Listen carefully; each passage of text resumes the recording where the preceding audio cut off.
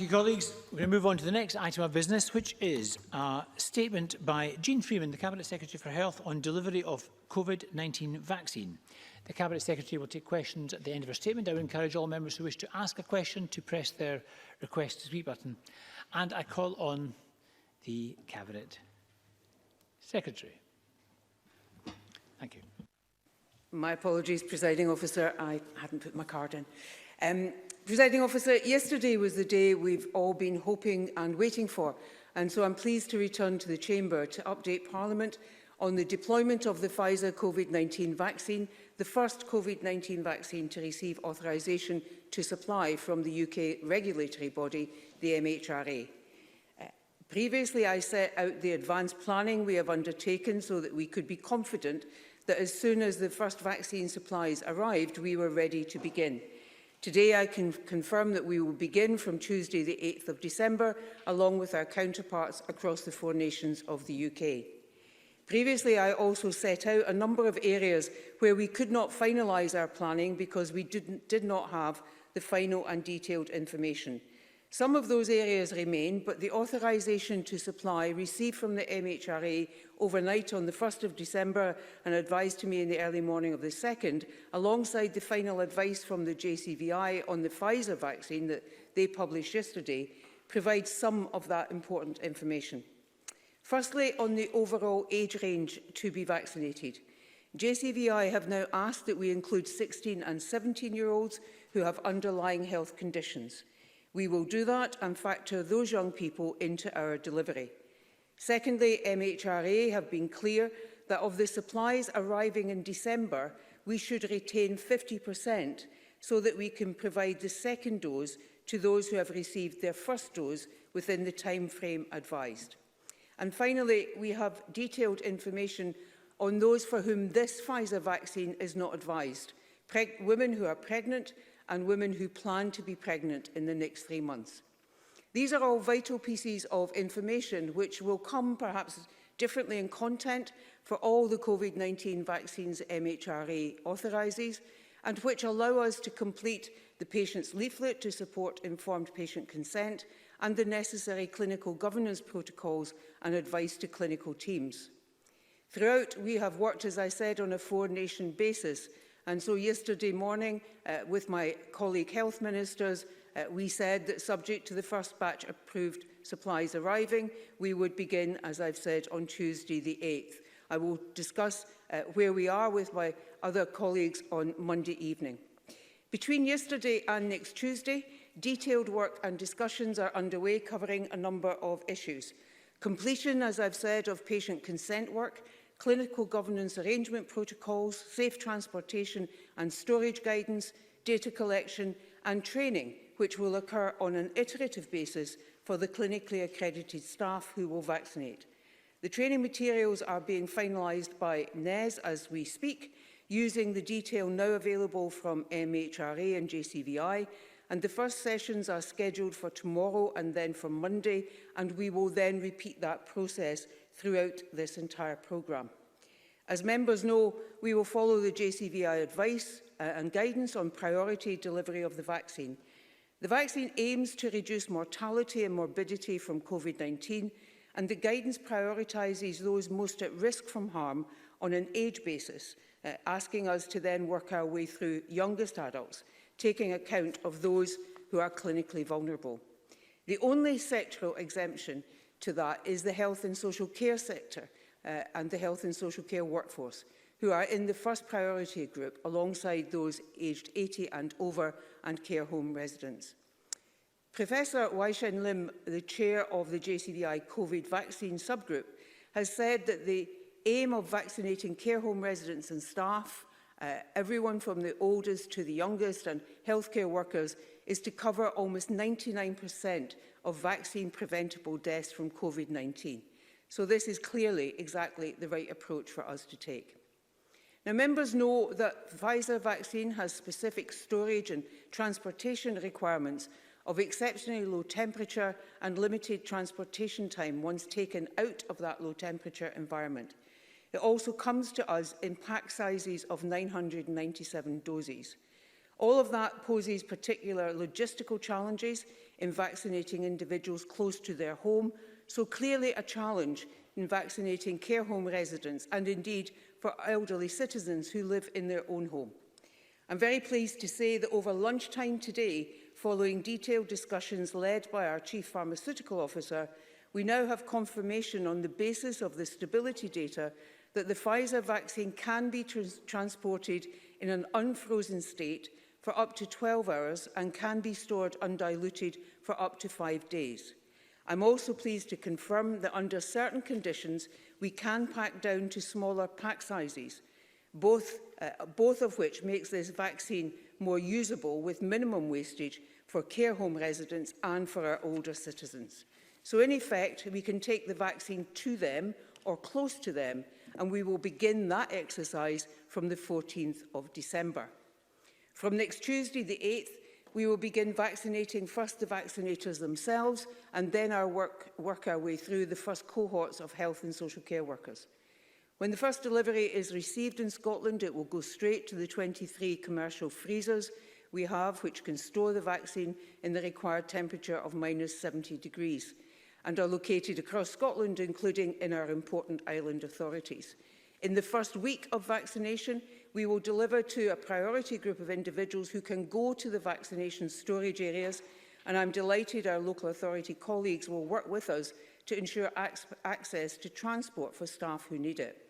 Working in this way, in the first week of the new vaccine, will also allow our key pharmacy staff to be on hand as we run the process to make up the vials into doses and then vaccinate, as we test out the data recording and the clinical governance protocols and work through the pack-down process for the following weeks. So we are ready to implement the national plan I set out 2 weeks ago, which sets out the overall policy direction and guidance, provides the delivery framework and the service delivery guide, develops and delivers a national workforce model, provides national training, covers procurement and logistics, provides national information and advice, and the tools to record data about vaccinations when they take place. Locally, NHS Board's own delivery planning is well underway, putting in place local recruitment and deployment of staff, with their local authority partners identifying locations that are accessible and as local as possible, and securing the support they need, including from the national support we are receiving from the armed services to set up and manage those local centres in a COVID-safe way. As other vaccines come through the MHRA authorisation and JCVI guidance process, we will flex our planning and delivery to take account of any necessary changes. But on the basis that we receive the vaccine supply that we expect when we expect it, we should be able to vaccinate the first phase by spring of next year. The rest of the adult population will follow as quickly as possible thereafter. Our workforce planning and recruitment is on track to secure the 2,000 vaccinators and support staff we need by the end of January. An existing core of trained and experienced vaccinators from the flu programme will transition over to COVID vaccination over this month and next, and we are actively recruiting from the emergency registers and the NHS Scotland Accelerated Recruitment Portal, and drawing from the wider clinical workforce of GPs, pharmacists, dentists and optometrists. From Tuesday next week, we will need 160 whole-time equivalent vaccinators per day to begin delivery, and we have them. All of this work for next week and the weeks beyond will be overseen by me and senior officials, and I'm delighted that Councillor Stuart Curry will join us from COSLA to ensure that we can maximise the input and expertise our local authority colleagues bring to the nationwide exercise. As we progress in what will be a fast-paced exercise, we will, as the First Minister said, make every effort to keep members updated on both the national picture and their local arrangements, making initial information available from next week. My colleague Joe Fitzpatrick, the Public Health Minister, will oversee that and will take on the additional work of responding to any local issues members raise. A significant part of that information will be on the safety and efficacy of the vaccine and the others that will follow. But let me be clear, in the MHRA authorising the vaccine for supply, no corners have been cut. The process has been as rigorous and robust as it always is, and as we would expect it to be. We will, over the coming weeks, be issuing clear information to the public, not only on the safety and efficacy of the vaccine, but on our delivery plans nationally and, importantly, locally. We need, as best we can, given the caveats I've set out on delivery and vaccine properties, to be clear in our plans so that everyone knows what to expect and when they are likely to receive their invitation to be vaccinated. Presiding Officer, a vaccination programme of this scale is a significant logistical challenge and requires a major nationwide effort. But it is one we undertake with optimism and determination to succeed. There will no doubt be glitches on the way and unexpected difficulties to overcome, but science has excelled yet again to give us hope.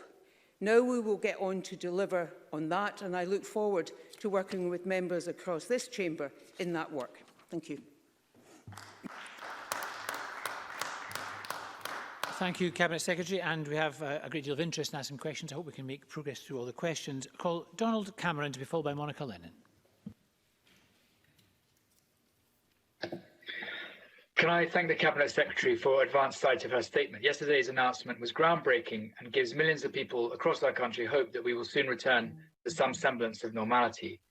But we still have a long way to go, and it's vital that we get the rollout of this vaccine and future vaccines right.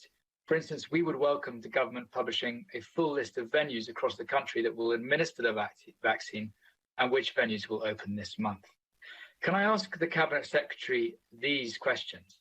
Firstly, on workforce, can she tell us how many of the 2,000 vaccinators and support staff required to deliver the first phase are in place in each of the health boards?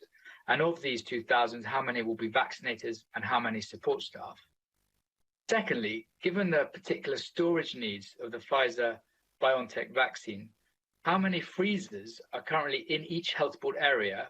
What is their capacity? And does the government have orders out for any more? Cabinet Secretary. Thank you very much. I'm grateful to Mr Cameron for his questions.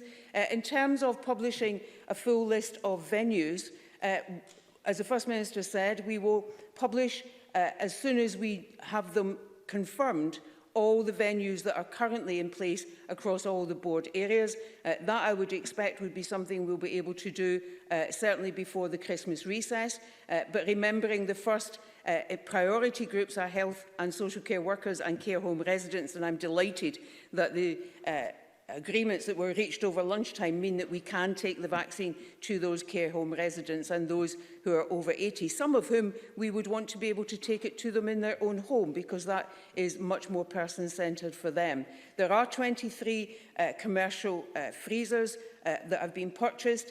They are located across all our health boards and our island authorities. I would wish to advise members where they are, but I have to say, and this is not a reason for not doing that, but national security, which is a part of MI5, is very unsure about the wisdom of making public where our storage is for what is a very precious vaccine indeed. And so we continue to talk on a four-nation basis with them because evidently, obviously and evidently, people want to know that their area is covered. What I can do and will do is advise members of how many each board area has, so that you can see, I hope, that we are ensuring proper coverage. They're there, they're being tested, and they are all of a size that can accommodate the vaccine supplies we expect as they come through. In terms of workforce, my statement made it clear the number of whole-time equivalent vaccinators we will need for the first week or so. There is a model that we use in order to estimate the number of people within that 2,000 that we will need at various stages in the programme.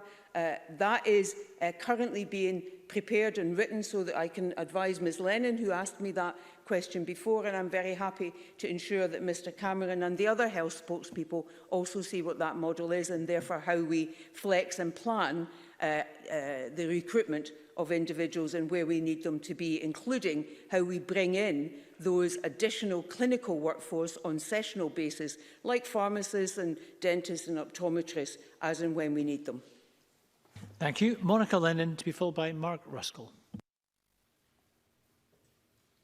Thank Thank you, Presiding Officer, and I thank the Cabinet Secretary for advance sight of her statement.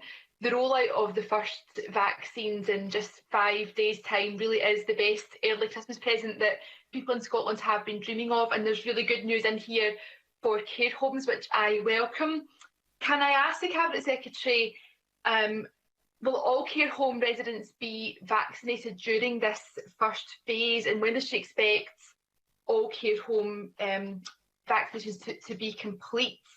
And I also welcome the commitment to keep MSPs and the public updated.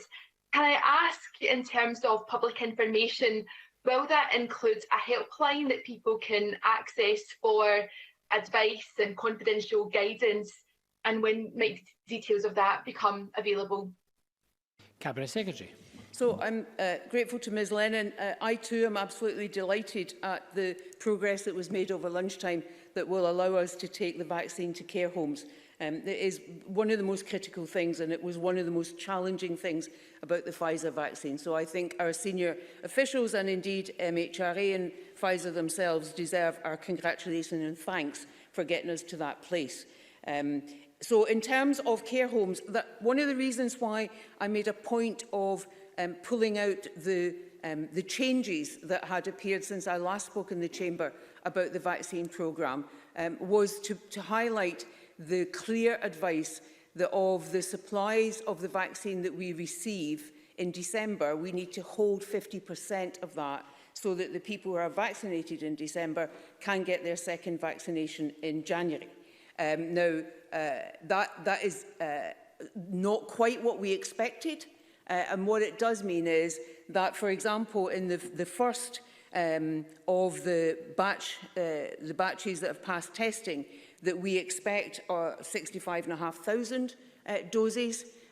Instead of vaccinating 65,500 people, we vaccinate half of that number and hold the other half of the doses so we can do them again within the time period allowed. Now, we expect more supplies to arrive over December, and as those are confirmed and we're clearer about that, that lets us know how many people we can vaccinate in December, ready to redo those individuals in January. So that has an implication on whether or not we can vaccinate all the residents in all of our care homes. And so I've asked our clinical advisors, who will also have a connection directly to JCVI, how, if we have to, should we prioritise our care homes, so that we will get through them all, but we won't necessarily get through them all in the month of December. So how might we do that? And as soon as I have that information, then I'll be sure to let members know that. But also, I hope as I get that information, I also get confirmation about other supplies and their delivery dates, which may ease that particular pressure. In terms of the helpline, we're giving active consideration to the helpline and being able to put that in place. There will be a national phone line that in the first phase will answer information, and in the second wave will also be able to book you onto appointments in your local area. So in the first phase, it will give you information and then put you through to a local call handlers who will be able to give you information about your particular local area. In the second phase, where we're looking at the rest of the adult population, it will also be able to book as well. So that will be in place from the start of next year. And in addition to everything else, there will in January be a national household door drop with information on the vaccine, its safety, what we expect it to do, when you should expect to be seen, and the local plans in your area. Thank you. I just encourage the Cabinet Secretary, there are 15 more questioners in 10 minutes. Mark Ruskell to be followed by Liam MacArthur. Mark Ruskell. Can I thank the Cabinet Secretary for an advance copy of this very welcome statement? But there have been concerns raised by clinicians, including the head of the Royal College of GPs, that Black and minority ethnic people do not feature in the JCVI's priority list. The guidance states that there should be flexibility in vaccine deployment at a local level. We know, for example, that deaths among Scots from South Asian backgrounds are twice as likely to involve COVID-19 than those from white backgrounds. But will this be factored into the Scottish Government's prioritisation process? Cabinet Secretary. So I completely understand Mr Ruskell's question and what prompts that. The JCVI did look very carefully at all the evidence and the data that's available from across the UK on the impact of the virus on the BAME community, and concluded that whilst it was relevant, what was more relevant was the impact in terms of age on the whole community, including that community. So in following the JCVI guidance, we obviously have to take that into account. However, our CMO continues to look with colleagues at where we might add flexibility in to our delivery. I can't confirm that one way or the other at this point. It really is important we follow clinical advice in all of this and make sure that the access to the vaccine is in proper order of priority and is equitable. But I'm very happy if that position changes in any respect at all to make sure that members are updated. Thank you. Liam MacArthur, to be followed by Emma Harper. Thanks, Presiding Officer. The biggest scientific effort in history has helped find a vaccine. Now, the biggest public health exercise in history is needed to distribute it. It's essential, of course, that islanders are offered equal access to this vaccine and that the priority groups living in remote parts of Scotland are fully included in the first and subsequent waves of the rollout.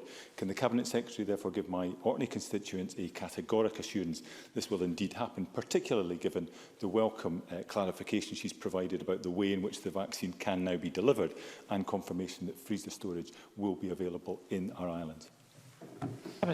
So freezer storage is available in all our island authorities, so Orkney, Shetland and the Western Isles. And Mr MacArthur is absolutely right. The development in terms of the Pfizer vaccine and how we can store and transport it will make a significant difference, not only in terms of care homes, but also to our island communities and our remote areas. And that means that we can make good, as we always intended to, on our commitment to an equitable distribution and access to the vaccine. Emma Harper, to be followed by Brian Whittle. News of the vaccine is very welcome, and I'd like to thank all the scientists and clinicians who have worked tirelessly to assess the quality, safety and effectiveness of the vaccines. And in the interest of transparency, I've been contacted by the NHS to participate as a vaccinator myself. But can the Cabinet Secretary expand on the regulatory process and when we could expect the Pfizer vaccine to get full licensing approval beyond the welcome approval to supply? Cabinet Secretary. So the quality, safety and effectiveness, I'm going to be really quick, but we will set this out in more detail.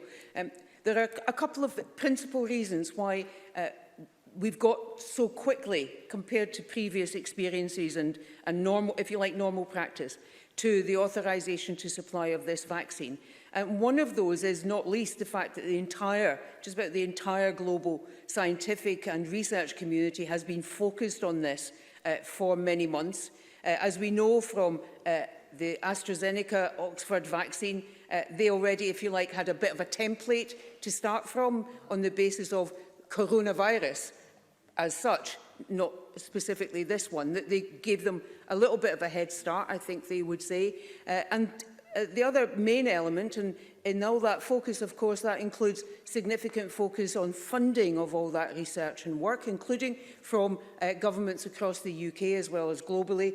And then the regulatory authority has run a parallel process so that they have been looking at data from the phase 1 clinical trials as they happen, then the phase 2 as they happen, then the phase 3 as they happen, so that they can be reviewing the data almost in parallel with the clinical trials as they occur.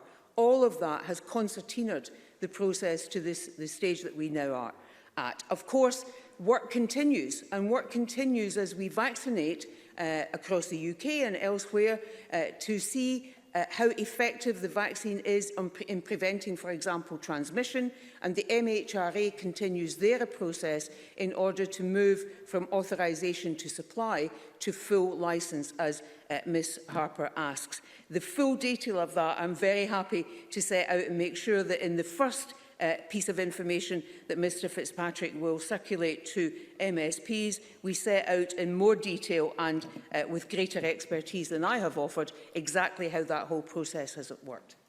Brian Whittle to be followed by Tom Arthur. Thank you, Presiding Officer. Can I ask the Cabinet Secretary what the GP surgery's role will be in the vaccination process and what consideration has been given to the impact on their day-to-day working? Cabinet Secretary. So we've reached a particular agreement with GPs, and from that we're in discussions with other independent contractors like pharmacists and dentists and optometrists, independent contractors to the NHS, in order to secure what I would describe as their sessional time.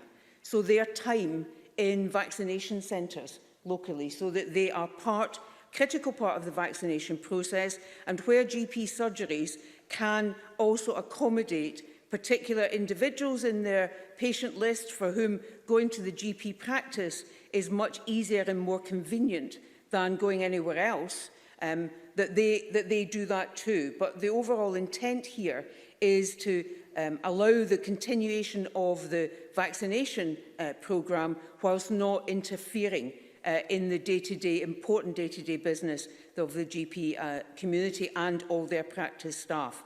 So that's the agreement we've reached with them that allows both to continue, and I'm really pleased that we've made that agreement, and we will now, the discussion is now underway, as I said, with other independent contractors to the health service.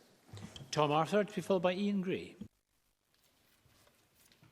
Can the Cabinet Secretary outline how the vaccine delivery programme will ensure that those living in more rural communities, such as Lochwinnoch in my Renfrewshire South constituency, will be able to receive the vaccine if they do not have access to a car or are unable or reluctant to use public transport? Cabinet Secretary.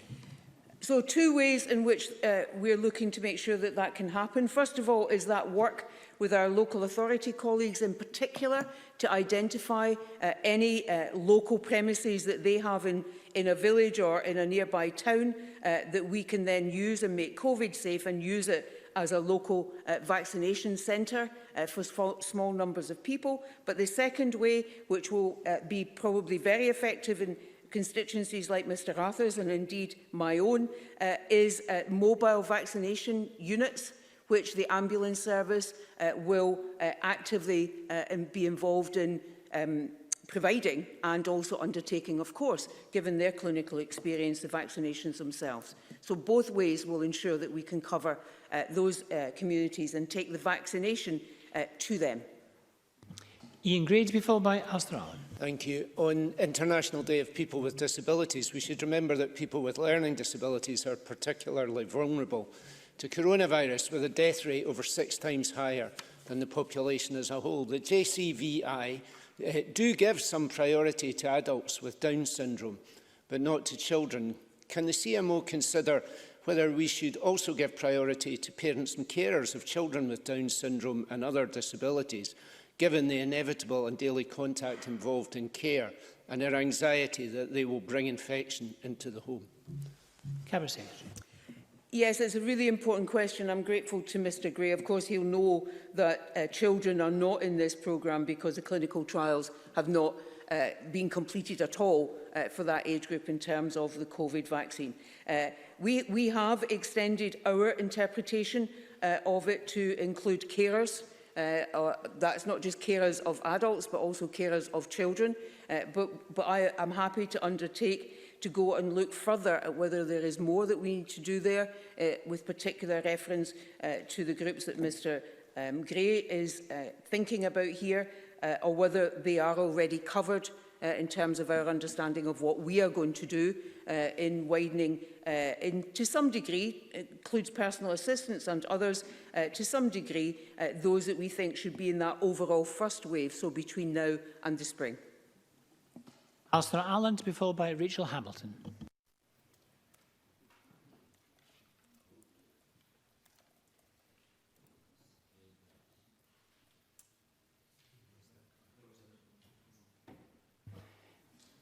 It looks like Mr Allison's connection has been lost. I think we'll go on to Rachel Hamilton. We'll try to come back to Mr Allen. Rachel Hamilton. Cabinet Secretary, how many vaccines does the Scottish Government believe it has the capacity to deliver in the initial weeks of the programme? And will the Parliament be advised, will we be advised in the Parliament of how many doses of the vaccine each local health board will receive? Cabinet Secretary. So, as I said at the outset, the UK Government has secured 800,000 doses. Our 8.2% share of that is 65,600 doses. That is what we are assured of in terms of delivery. I can't give other numbers because we do not have definite delivery dates for the rest of December. And so it's not possible for me to answer the other part of Ms Hamilton's question. As we get information on the supply and the likely delivery dates, then I'm very happy to ensure that members are advised of that. They will be distributed according to population share between our different health boards so that access is equitable. So we have a breakdown, for example, of the number of care home residents in each of our health board areas, so we know what we need to do to distribute across those boards to make sure that they can all receive and vaccinate all their care home residents, for example. We have a similar distribution, allocation and numbers for health and social care workers and indeed for various age groups. However, you need to remember that we are strongly advised by MHRA, in fact it is a requirement, that we keep 50% of all doses we receive in order to vaccinate for a second time those who've received the first vaccination. So giving definite numbers in the way that I understand absolutely members are looking for is not always as straightforward as might be thought, but we will do our very best to make sure that members have as much confirmed information they can rely on as possible, as quickly as we can give it to you. Can I call Christine Graham to be followed by Neil Findlay? Thank you very much, Presiding Officer. I too welcome the news that the vaccine can be transported unfrozen for up to 12 hours. And given the rurality of my constituency, that's very important in Midlothian, South Tweedale and Lauderdale. Is there a role for communities in identifying local sites for vaccinations to take place? And if so, who should they contact, their NHS or their local authority? Cabinet Secretary. There is absolutely a role for that, and already Ms Graham has suggested a couple of possibilities to me. The best people to contact is the local authority. I'd suggest they go straight to the Chief Executive of the local authority, because Solace, which, as you know, is the Chief Executive's collective body, is actively engaged with us in all of this. So the local authority is the best place to go to, because that is a huge part of the work, extensive work, that local authorities have, I'm very pleased to say, agreed to do alongside us in making sure we can deliver this programme. Thank you. Neil Findlay, and then we'll try Mr Allen again. How will the Government ensure that as many of our older citizens as possible are vaccinated, but also that their human rights are respected, in particular referring to those who cannot give consent to vaccination? Cabinet Secretary. So in circumstances where an individual, and it will be some older citizens, but there will be others of our fellow citizens in that situation, where informed consent cannot be given, then the informed consent should be sought from the designated member of their family, where such a person exists. Either they may have power of attorney or they may have another role in that regard, in order to see if we can get informed consent. There are well-known processes in healthcare for going through that exercise, and that is the one that needs to be taken in order to ensure that we are not vaccinating people without informed consent by the appropriate route that we can secure that. Again, we'll try Mr Allen again. Alistair Allen. Thank you, Presiding Officer. I'm pleased to hear the Cabinet Secretary confirm that the initial vaccine is more transportable than initially thought, something with clear benefits for island areas like my own. Can the Cabinet Secretary indicate more about the campaign of publicity and engagement that will take place among the first eligible groups to ensure maximum take-up? Cabinet Secretary. So over the course of this month and into January, we will be issuing a number of pieces of public information,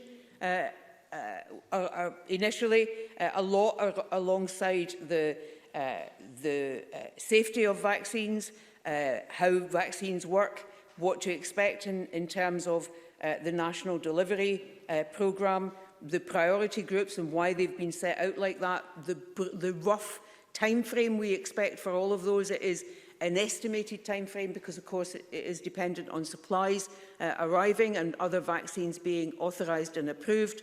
And then, as I said, in January, we will do that national household door drop, so direct information to every household in Scotland, covering all of that, but also covering the local plans in their area and what they should expect to receive through the post or by whatever other means that is their personal invitation, and why we encourage them to go and accept that invitation and be vaccinated. And we'll just keep that going all the way through until we reach the end of the programme. Thank you very much, Cabinet Secretary. Members, apologies to half dozen members wasn't able to reach, but we have to end there. We've got quite a few items of business to go through. The next item is actually a meeting of the Committee of the Whole Parliament, so I'm going to suspend the current meeting and then we'll resume as a Committee of the Parliament. This meeting is suspended.